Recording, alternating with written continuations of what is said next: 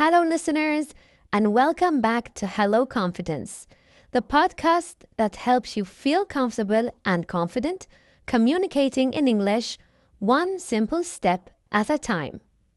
I'm Diana, your host, an English teacher who loves helping others find their voice, because real confidence in English starts with feeling comfortable.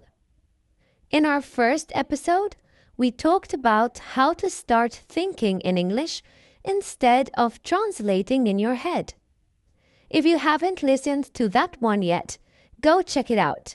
It's the perfect starting point for building your English confidence. You can click the link right here or find it in the description below. Today, we're taking the next step. Once you're thinking in English, how do you actually speak it? Especially if you don't have a speaking partner.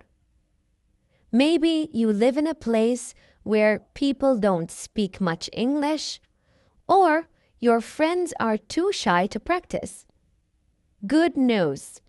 You can still improve fast because you already have the best speaking partner in the world, yourself.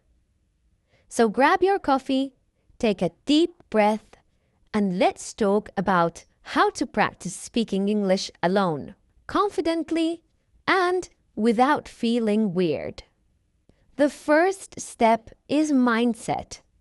Speaking English alone isn't strange. Actually, it's smart. Musicians practice scales before a concert, and athletes train before a game. When you speak to yourself, you're doing the same thing, training your mouth, your brain, and, most importantly, your confidence. You're creating a safe space where mistakes don't matter. You can pause, repeat, experiment, because no one's judging. So, from now on, whenever you talk to yourself in English, remind yourself, I'm not just talking to myself, I'm training. Find a mirror or open your selfie camera. Look yourself in the eyes and start talking in English. Start small. Hi, how are you today? I'm feeling a bit tired, but excited for what's ahead. Then, add details. This morning, I made coffee and checked my messages. You'll notice how you move your lips, how your face changes, and how your confidence slowly grows. Focus on your mouth. Watch how you shape sounds like TH, R, and V. The mirror helps your pronunciation and your body language. And if you feel silly, smile. It means you're pushing past that comfort zone. Every confident English speaker started there too. Next, try keeping a voice journal. Each day, record yourself speaking for 1 or 2 minutes about what you did today, how you feel, or something interesting you learned. Use your phone's recorder or an editing app like CapCut. Then listen back, not to criticize, but to notice your progress. Maybe your pronunciation is clearer or your rhythm sounds smoother. Think of these recordings as a timeline of your growth, like little audio snapshots of your journey. Another thing you can do to practice English alone is choose a short English clip, a YouTube video, podcast, or movie scene. Listen once for meaning, play it again, and speak along with the person, matching their tone and speed. It might feel fast at first, but even getting 70% right trains your ear and your mouth to move in sync. Pick a voice or accent you like and stick with it for a while. Consistency helps your speech pattern settle naturally. You can practice anytime, anywhere, by narrating what you see. I'm waiting for the bus. There's my neighbor walking his dog. The weather feels nice today. This keeps your brain connected to English all day long. Do it quietly in your head if you're around people, or out loud when you're alone. It's one of the simplest ways to build fluency, no extra time needed. An important thing to remember is, when you forget a word, keep talking. Every learner blanks out sometimes. Instead of switching to your first language, describe the word you're missing. For example, if you forgot the word umbrella, you can say, "The thing I use when it rains." That's exactly what native speakers do.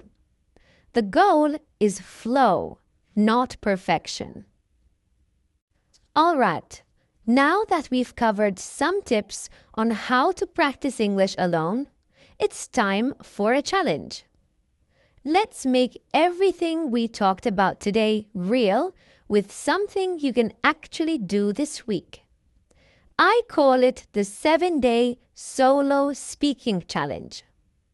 Each day, you'll do one small speaking activity. It only takes a few minutes. But if you stick with it, you'll notice a big change in your confidence and fluency. Let's go day by day. On the first day, talk to yourself in the mirror for 2 minutes. Look at your face, watch your mouth, and just get used to hearing your voice in English. On day number 2, record a short voice journal. Talk about your day, what went well and what didn't. And don't worry about mistakes. On the third day, try shadowing a short video or podcast. Play it and speak along with the person. Match their tone and rhythm as best you can. On day 4, describe what's happening around you. Wherever you are, at home, walking, or waiting for the bus, just say what you see or feel. On day number 5, focus on pronunciation. Use a mirror or camera, slow down, and really exaggerate tricky sounds like TH, R, and V. On day number 6, combine your practice. Do mirror talk and record it. It's a great way to see how you sound and look when you speak confidently. Finally, on the last day of the challenge, listen back to your day 1 recording. Notice how much smoother and natural your voice already sounds. Even small progress means you're improving, and that deserves a little celebration. If you can keep this up for 1 week, you'll build a daily habit and see that you don't actually need a partner to get results. Just you, your voice, and a few minutes of courage every day. That's how real confidence starts. Before we wrap up, remember, you don't need a partner to speak English confidently. You need practice, patience, and a little courage to use your voice, even when it's just you in the room. Every minute you spend speaking alone brings you closer to fluency. So talk to yourself, record your thoughts, shadow your favorite speakers, and most importantly, enjoy the process. Thank you for listening to Hello Confidence with me, Diana. If this episode helped you, share it with a friend who's also learning English. And don't forget to follow the podcast for next episode's topic: how to understand fast English speakers without getting overwhelmed. Until next time, keep practicing, keep believing in yourself, and remember, confidence starts with you.